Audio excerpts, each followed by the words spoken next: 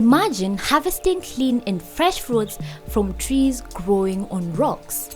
This is evident from indigenous plants and shrubs that grow in the forest as they naturally protrude from rocky areas. An interesting fact is that stones and rocks provide a timeless, primordial element to any farm, including yours. With the right resources like enough water, high-yielding drought-resistant crops, and improved farm management systems, farmers can turn bushy and rocky land into food-producing farms. On today's episode of Fresh and Fruity, we visit a farm in Murang'a County, Sabasaba area that has fruits growing on rocks. Upon arrival on this farm, we meet Moses Moirore, the owner of a 3-acre piece of land. This land has most parts of the farm full of rocks. This farm is hilly and filled with indigenous volcanic rocks on which mangoes and avocado trees stand firmly. Despite the farm being neglected by many because of its rocky nature, Moses decides to buy the piece of land and plant fruits. I practice some sort of farming as a peasant farmer. The area where you are is Mohoyo village, and we are in Idara Bridge where we grow avocados. We do things organically. We don't apply synthetic fertilizers, chemical fertilizers. Moses is an organic fruit farmer. He chose to grow fruits such as mango and avocado trees because they are strong unlike any other kind of subsistent crop. It has got a lot of locks.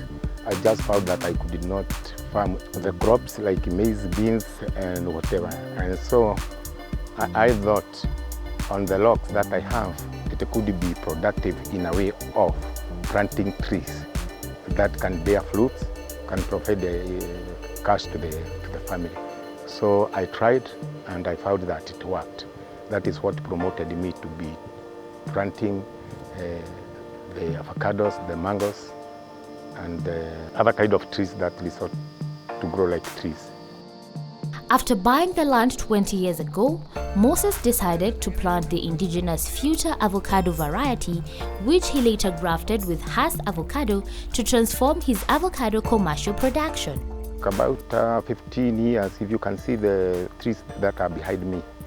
We planted them 20 years ago. They were formerly the Fuerte variety. We later cut them down and we grafted them with the Hass avocados. So the few stems you can see behind is about 20 years back. 20 years in fruit farming is no joke. Moses has been passionate and has enjoyed the benefits that come along with fruit farming. It sustains the family in a way. Say from what I do, it gives me some cash in a way, and it assists the family. And, sometimes we may not experience a lot of problems when it comes in some sort of money, when we are in need of money. We just sell the avocados and then we get money. As an organic farmer, Moses ensures to use organic manure to keep away pests and diseases to maintain healthy crops. As the fruit grows on rocks, it is usually a strenuous job when it comes to application of the manure. He elaborates how he does the application. We do some sort of drilling. Sometimes manual laborers, they remove the locks, they break the locks.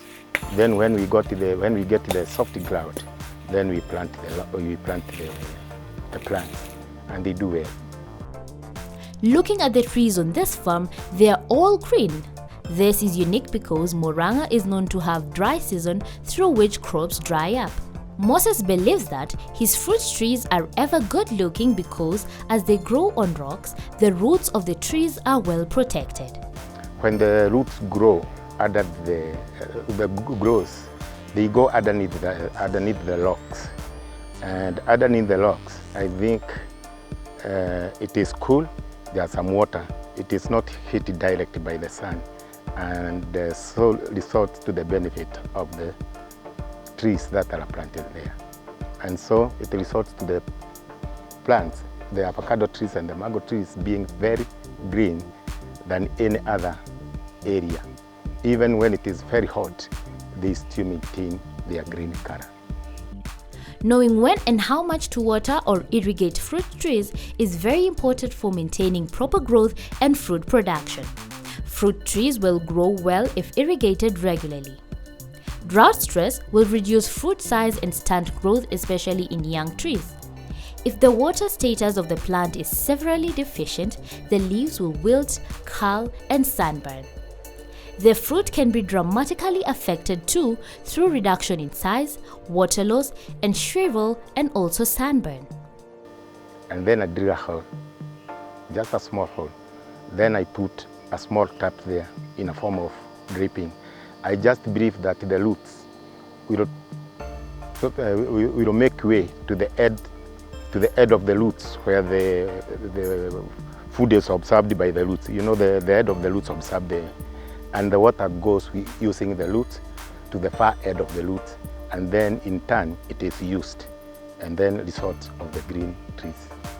Focusing on fruit production for commercial purposes, Moses prefers Hass avocado farming over mangoes because of its returns from selling the avocado fruits to exporters. He plans to graft all the indigenous fruit trees to expand Hass avocados on his farm. Currently, the one that I'm harvesting, there are 20 trees. But generally, and you will see, I have over 100 that I have planted, and they are doing well. Despite pursuing fruit farming as an agribusiness venture, Moses has encountered some challenges, especially because his avocado and mango trees are planted on rocks. He shares on some of the challenges he has encountered in the fruit farming business. It's a very hard job to do, because actually what we do, we apply what we call liquid manure. We get the cow dung, we dilute it with water. We add some urine from the cow's waste from the chicken. We put it in water in a drum for a few days. Then we stir it up. We filter it, and then we drill the holes around the avocados, and especially during the rain season. Then we apply that liquid manure, and it works. It grows. The end results are very positive, just like any other farm that has got soil. Access to water has also been a challenge to Moses. This is because the main source of water is a river that is flowing at the edge of his farm. Thara River is seasonal and dries up when there is insufficient rainfall. He attests to this affecting the irrigation process of his farm. From his avocado trees, Moses is able to harvest about 1,000 fruits per tree per season. This has been a good production rate for his 20 grafted avocado trees. Normally, a good tree will give you over 1,000 pieces of avocado. So you can see, actually, when you are farming avocado, you cannot compare it when you are growing maize, beans, cabbages, or any other plant. The yield is very high, and especially when you have got a company that is buying you with a reasonable price. We're taking a short commercial break, but we'll be back with more on Fresh and Fruity.